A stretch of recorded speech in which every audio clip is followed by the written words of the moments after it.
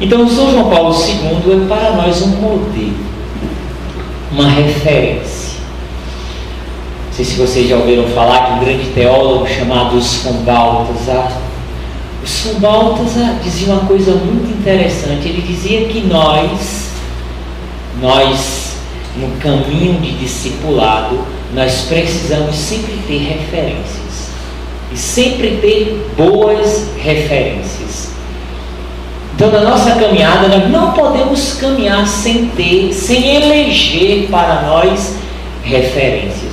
E o que nós vamos falar hoje é sobre uma referência, um modelo para nós, sacerdotes, seminaristas, poderia dizer um modelo para um papa, um modelo de bispo, um modelo de um homem profundamente fiel a Deus. Falando do sacerdócio, nós não podemos deixar de partir de Cristo. O Papa Bento XVI disse uma coisa no ano sacerdotal que me marcou profundamente. Eu tinha praticamente estava preparando para ser ordenado, estava ali vivendo os primeiros tempos, né, nesse clima do sacerdócio, e ele deu uma definição que eu sempre rezo com essa definição que ele disse. Eu queria partir dela com vocês, e disse o Papa Bento XVI: Alter Christus. O sacerdote está profundamente unido ao Verbo do Pai, que encarnando-se tomou a forma de servo, fez-se servo, conforme Filipenses 2, de 5 a 11. O sacerdote é servo de Cristo, no sentido de que a sua existência configurada ontologicamente com Cristo assume um caráter essencialmente relacional. Ele está em Cristo, para Cristo e com Cristo, ao serviço dos homens. Precisamente porque pertence a Cristo, o sacerdote está radicalmente ao serviço dos homens, é ministro de sua salvação, de sua felicidade, de sua autêntica libertação, amadurecendo nesta assunção progressiva da vontade de Cristo, na oração. Nele está unido de coração com Ele. Esta é, portanto, a condição imprescindível de todo anúncio que leva à participação no oferecimento sacramental da Eucaristia e à obediência dócil a Cristo.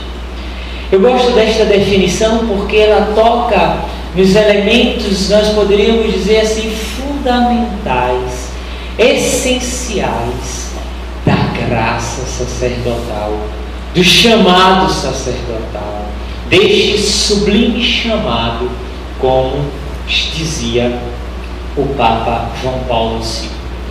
Então, quando nós pensamos no sacerdócio, nós precisamos sempre partir de Cristo. Ele é o nosso modelo. Ele é aquele que para nós é a meta. Ele é a fonte do nosso chamado. E Ele é, ao mesmo tempo, a meta do nosso chamado. O sacerdote, ele é chamado a ser um alter Christus, um outro Cristo. Nós sabemos disso. O que é que acontece? Seguindo ainda o ensinamento de Bento XVI, na Esper Salves, número 49, ele diz assim: certamente Jesus Cristo é a luz por antonomasia, o sol erguido sobre todas as trevas da história. Mas, para chegar até Ele, precisamos também de luzes vizinhas, de pessoas que dão luz, recebidas da luz dele, e oferecem assim uma orientação para a nossa travessia. Belo isso, né? Ele, sim, Cristo é o nosso modelo. Entretanto, Ele é a luz. Nós precisamos de luzes vizinhas. E essas luzes vizinhas à luz que é Cristo, ele se refere à vida dos santos. Por isso que para o Papa Bento XVI, a vida dos santos era assim um livro de teologia. E eu digo para vocês, os melhores livros de teologia que nós temos é a vida dos santos. Por isso é importante essa amizade com os santos. É importante conhecermos a vida dos santos. É importante nós vermos o que a graça fez na vida destes, porque é a mesma graça que age também na nossa vida, e é a mesma graça que quer também gerar em nós uma vida de santidade. Os santos são essas luzes vizinhas. Por isso que eu gosto e sempre falo muito da vida dos santos. São os melhores livros de teologia, os melhores teólogos que nós temos são os santos. Por isso é importante conhecer a vida dos santos. E é nesse contexto, vamos dizer assim, que nós queremos tratar deste grande santo dos nossos tempos, da nossa época, porque uma vez foram dizer para João Paulo II, e o Senhor se considera um conservador, né? Ou um progressista, aquelas tendências que às vezes querem dividir a igreja, uma divisão que não vem de Deus, não é verdade? E aí ele disse, olha, eu não me considero nem tradicionalista nem progressista, eu me considero um bispo para o tempo de hoje, para o homem de hoje. Então um santo que talvez você conheceu, um santo que eu tive a graça de estar a poucos metros dele e sentir a força da presença, a força desta luz de um homem vizinho à luz que é Cristo.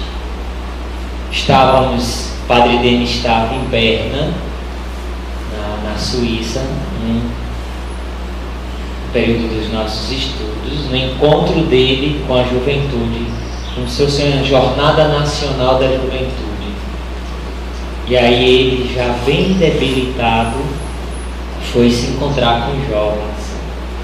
Foi interessante porque numa entrevista, um jornalista perguntou a um jovem ali o que é que ele tinha ido ver.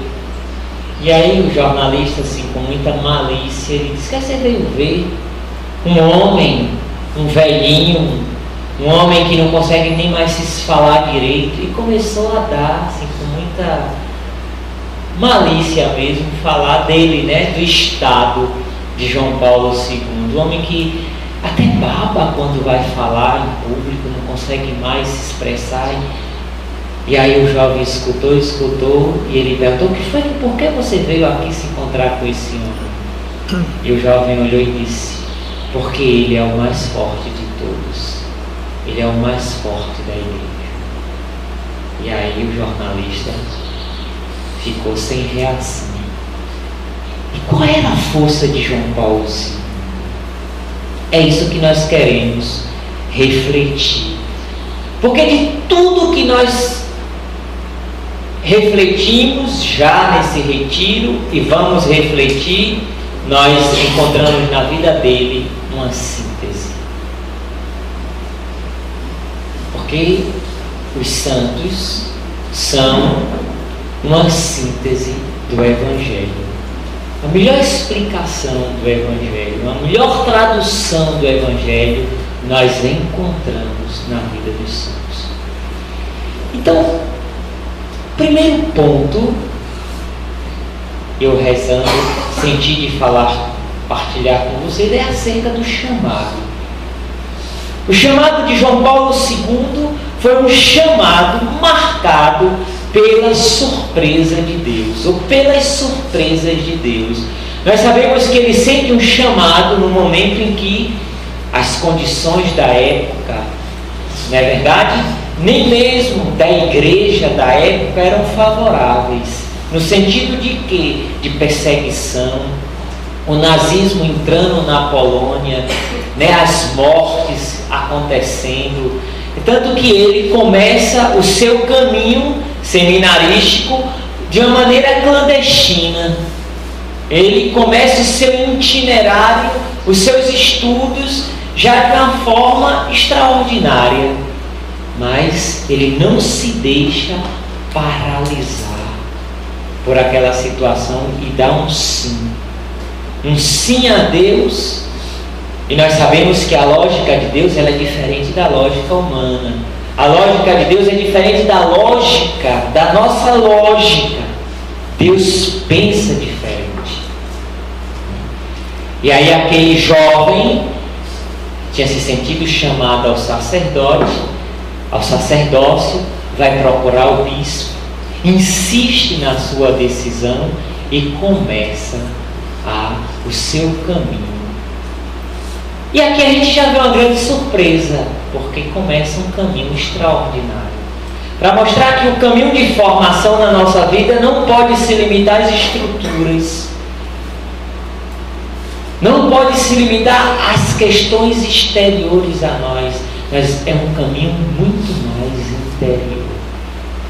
E aí nós já vemos ele viver um caminho. O nosso João Paulo II foi um seminarista clandestino. Surpresa de Deus. Quando nós começamos um caminho em Deus, isso é importante para nós devemos nos abrir às surpresas de Deus. Porque o nosso itinerário, ele não pode ser um itinerário, nós não estamos fazendo carreira.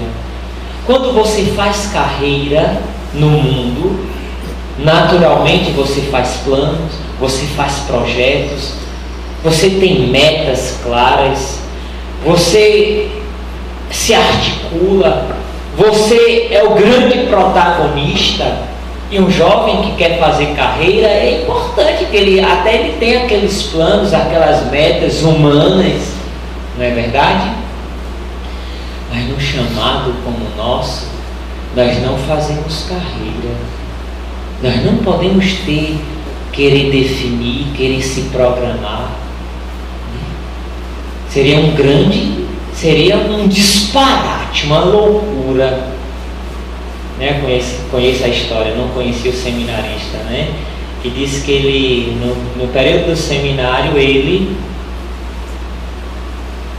tinha uma maleta, não sei até que ponto isso é verdade, mas disse que ele tinha guardado lá um báculo, uma mitra que ele tinha ganhado, porque a meta dele como seminarista era ser bispo.